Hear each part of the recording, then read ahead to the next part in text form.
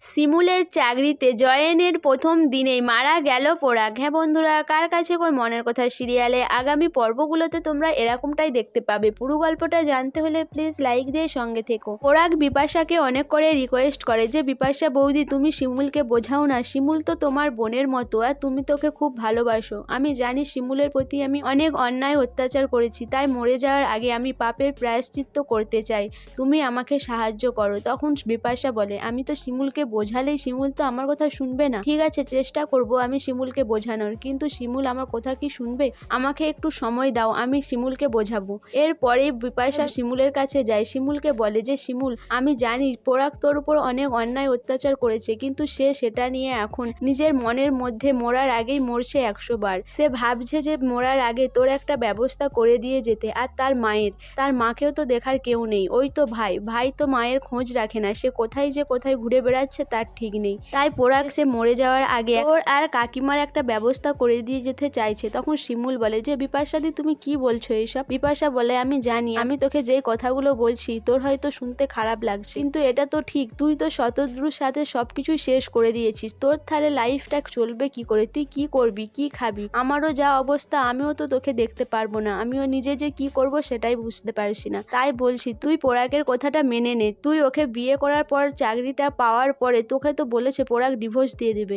তখন শিমুল বলে যে বিপাশাদি তুমি কি আমাকে লোভী মনে করো? আমি যদি ওকে বিয়েই করি, বিয়ে করার পর চাকরিটা পাওয়ার পর ওকে আমি আবার ডিভোর্স দিয়ে দেবো, তুমি এটা ভাবলে কি করে? তখন বিপাশা বলে তাহলে কি করবি? তুই পরাগের দায়িত্ব নিবি, বিয়ে করার পর পরাগের তাহলে দেখাশুনো করবি, তুই কি এটাই চাইছিস? তখন শিমুল বলে যে আমি কোনো কিছুই ভাবছি না, আমি ওই চাকরির কথাও ভাবছি না, আর আমি ওর কোনো দায়িত্ব নেওয়ার কথাও ভাবছি না, কিন্তু এই বাড়িতে রয়েছি যেহেতু তাই ওর একটু দেখাশুনো করছি, না হলে মায়ের উপর অনেক চাপ পড়ে যাচ্ছে। এদিকে মধুবালা দেবীও শিমুলকে অনেক করে বোঝায় যে মা আমাকে এবারের মতো ভিক্ষে দাও, আমি জানি তোমার কাছে আমি যেটা চাইছি তোমার দেওয়া সম্ভব নয়, কিন্তু আমি আমাদের স্বার্থের জন্যই বলছি, আমি আর তোমার কাছে কোনোদিনও কিছুই চাইবো না, আমিও চাই তোমার জীবনটা গুছিয়ে দিতে, তুমি একবার আমার ছেলের কথাটা ভেবে দেখো, তুমি রাজি হয়ে যাও। শিমুলকে সবাই অনেক করে বোঝাতে থাকে, শিমুল শেষ পর্যন্ত সবার কথা রাখতে রাজি হয়ে যায়। শিমুল বলে ঠিক আছে আমি বিয়েটা করব, কিন্তু ওর সাথে আমার কোনো সম্পর্ক থাকবে না, আমি যেই বাড়িতে যেভাবে রয়েছি আমি সেইভাবেই থাকবো, আমার তো যাবার কোথাও জায়গা নেই, আমাকে এখানেই থাকতে হবে, তাই আমি বিয়েটা করব।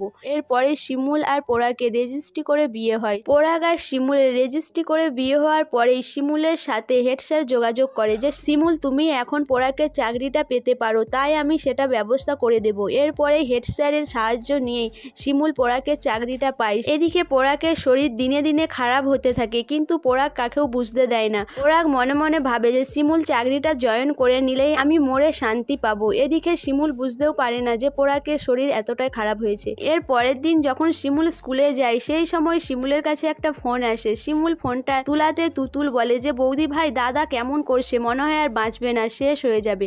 এটা শুনেই শিমুল তাড়াতাড়ি করে বাড়িতে আসে যখন, তারপরে দেখে যে পরাগ আর নেই। সো বন্ধুরা, আমার তো মনে হয় গল্পটা কিছুটা এরকমই হতে চলেছে। তোমরা কি চাও, পরাগ মারা যাক না পরাগ সুস্থ হয়ে শিমুলের সাথে সংসার করুক? অবশ্যই আমাকে কমেন্ট করে জানাবে। আর আমার ভিডিওটা ভালো লাগলে প্লিজ সাবস্ক্রাইব করে দিও আর লাইক কমেন্ট শেয়ার করো।